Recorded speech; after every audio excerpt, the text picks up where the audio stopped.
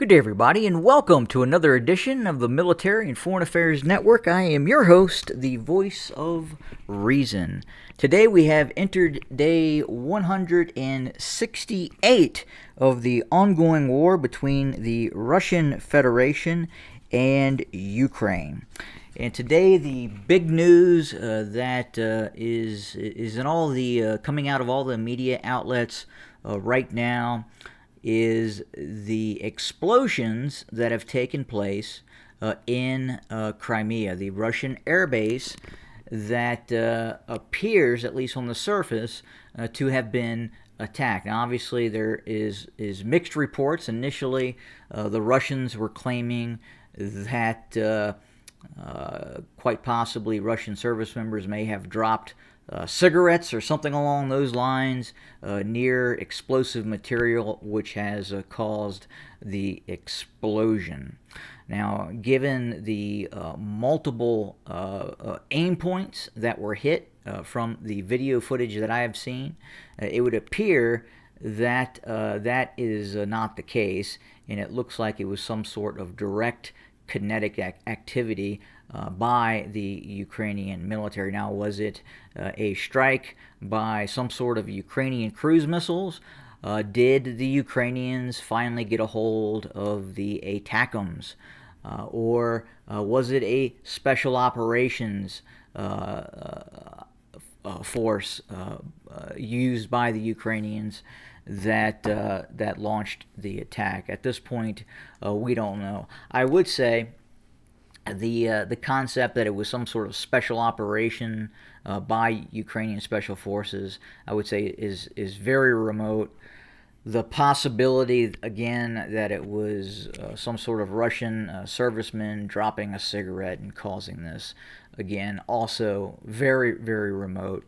And everything at this point points towards some sort of a Ukrainian military strike. Now, let's look at the exact distance that the strike, or at least the minimum distance of where Ukrainian forces could have launched the strike from. And we'll go from the airbase, and we will then, as a bird flies, go up to the relative area of where Ukrainian forces could have launched the attack from, and we'll just say on the near Mykolaiv.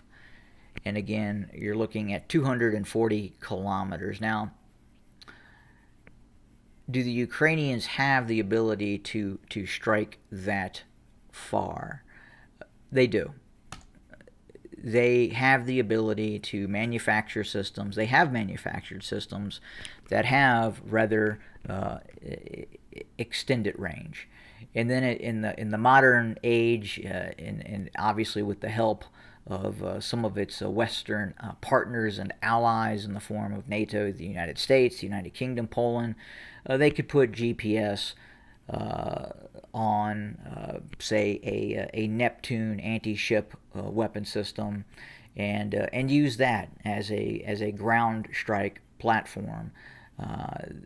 If they have the ability to manufacture the Neptune, and then they have other post and pre-Soviet collapse systems that had extended range, those systems as well could be updated, upgraded, and used. And then obviously the Ukrainians could manufacture systems on their own as well. And I had said from the get-go, in fact, at the start of the war, that in all probability the Ukrainians could manufacture a system that could hit Moscow. Now, the question is would the Ukrainians escalate the conflict that far and go after Moscow in some sort of way? And then the question is would the Russians have the ability to shoot whatever that system would go after Moscow? Would they have the ability to shoot that system down?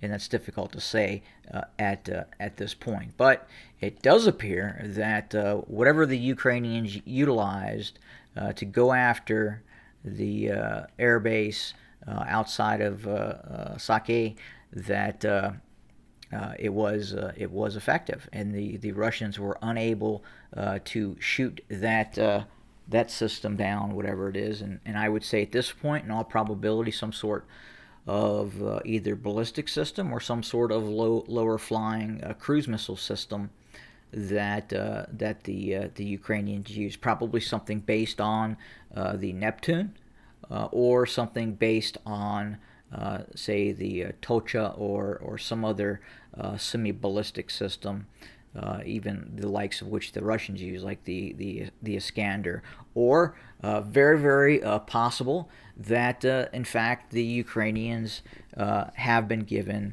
the ATACMS. And that is a very distinct possibility. I know right now that the U.S. government is saying that they have not delivered the ATACMS and are still operating under the plausible deniability that they have not given that system over. But at the same time, we did not know about the harm being transferred over to the Ukrainians, if it was transferred to the Ukrainians, and that was not, in fact, some sort of a U.S. or a NATO partner strike against a Russian target, which you cannot rule out at this point. I believe, and this is a personal belief here at MFAN, that the United States is actively flying both F-22s and F-35s stealth aircraft over the combat area. And now, are they dropping ordnance on Russian targets? Difficult to say. But it would not be outside of the realm of possibility, I believe, that the Central Intelligence Agency could be flying, and they do have pilots, and they have pilots who are trained in flying stealth aircraft, not just drones, that they could be utilizing a F-35 in some sort of capacity. You just can't rule it out. I mean, look, during the Korean War, the Russians actively flew their MiGs against the United States during the Korean War. And later we find those things out post-conflict, and obviously 20 years from now we may learn something that in fact the United States was more involved in this conflict than what is currently being reported and claimed by the United States as well. But looking at this news article here, this is coming out of Canada, and this is the at least 9 Russian warplanes destroyed in Crimean strikes, Ukraine says. Ukraine's Air Force said Wednesday that 9 Russian warplanes were destroyed in massive explosions at an airbase in Crimea, amid speculation they were the result of a Ukrainian attack that would represent a significant escalation in the war. Russia denied any aircraft were damaged in Tuesday's blast or that any attack took place. Interesting. So the Russians are giving themselves a way out in terms of the possibility of some sort of escalation. And what I mean by that is, look, the Russians, contrary to what the Western media is reporting, is actually being fairly restrained in this conflict.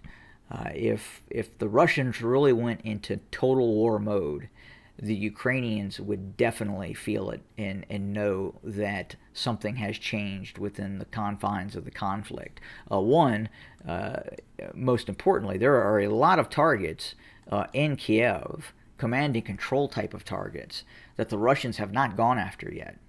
Period. That is a fact. And they could have gone after those targets, but they have not, for some reason, as of yet, done that. They could also do other things, such as there are a lot of Ukrainian YouTubers making content about the ongoing conflict in Ukraine, and they're doing that in Ukraine. The Russians could take down the Ukrainian internet infrastructure, but they haven't done it yet. And that's a key way the Ukrainians are able to get out information. Look, Zelensky is still speaking to Ukraine. The Russians haven't stopped that as of yet. I know Zelensky claims that a so-called assassination team went after him in the early stages of the conflict. I don't believe that. I think that's just propaganda. If the Russians wanted to go after Zelensky, they would have just dropped a cruise missile on his location. And obviously they have that capability, but they haven't used it yet for some reason. Hence, Zelensky is still alive and hanging out with the likes of Jessica Chastain from Hollywood. But again, if the Russians want to respond to this, they do have a way of responding. But again, difficult to say ultimately what occurred in the Crimea. We just don't know yet. And ultimately, we will find out. We will eventually know what occurred. And yeah, there is a slight possibility that at least there could have been some sort of accident on the base that caused the said explosion. At this point, it doesn't look like that's the case.